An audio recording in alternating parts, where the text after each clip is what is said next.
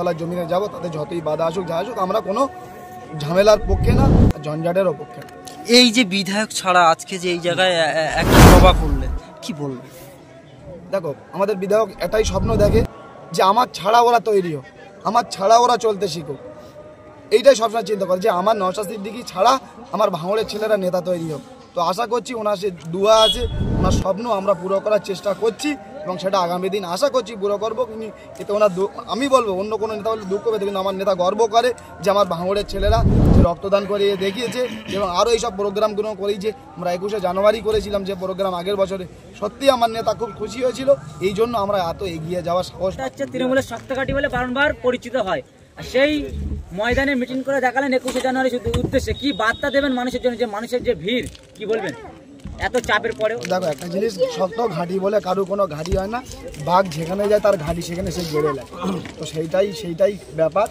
আর ISF চালতেবেড়িয়া অঞ্চলে ছিল, আছে এবং যতদিন আইএসএফ থাকে ততদিন চালতেবেড়িয়ায় থাকে। এই অঞ্চলে একাধিক মহিলারা রাত এই আইএসএফ করার জন্য মাঠে রাত কাটাতে হয়েছে এবং কি পুলিশের তাড়া খেতে হয়েছে, এমনই কিন্তু মঞ্চে বক্তব্য দিতে দেখা গেল। তার যে সাহসিকতা, কি বলবেন? দেখো, প্রত্যেকটা জিনিস লড়াই করতে গেলে আর হকের জন্য লড়াই করতে গেলে এরকম চাপ বহুত আসবে, জেল কাটতে হবে, সবই জানে আমরা। এই জন্য মানুষ হকের জন্য লড়াই করতে গেলে এইসব অনুপ্রেরণা এমনি বুকের ভিতরে তৈরি হয়ে যায়। আর আশা করছি চালতেবেড়িয়ার মা বোনেরা ছেলেরা এর থেকে আরও শক্তিশালী হয়ে আগামী দিন লড়াই দেবে, এটাই ওনাদের কাছে আশা করছি। এই যে পুলিশের চোখে চোখ রেখে মহিলাদের যে লড়াই, যুবকদের সাথে সাথে মহিলাদের, এটা কি বলবেন? এই যে সাহসিকতা বা ভাঙড় আরো একটা নতুন পথ দেখাচ্ছে, কি বলবেন?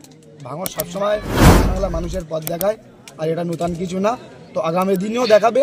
আর আমাদের মা বোনেরা যেভাবে ঐক্যবদ্ধ হচ্ছে, আশা করছি আগামী দিন আরও আমাদের সংগঠন শক্তিশালী হয়। 21শে জানুয়ারির উদ্দেশ্যে কি বার্তা দেবেন সাধারণ মানুষের বা পশ্চিমবাংলা মানুষের? 21শে জানুয়ারি শুধু আমাদের পার্টির প্রতিষ্ঠা দিবস বলে না, আমাদের ব্যানারটা দেখতে আমাদের ভাইজান কি তার নীতি আদর্শ, সেই হিসাবে আমাদেরকে প্রস্তুত করতে হবে।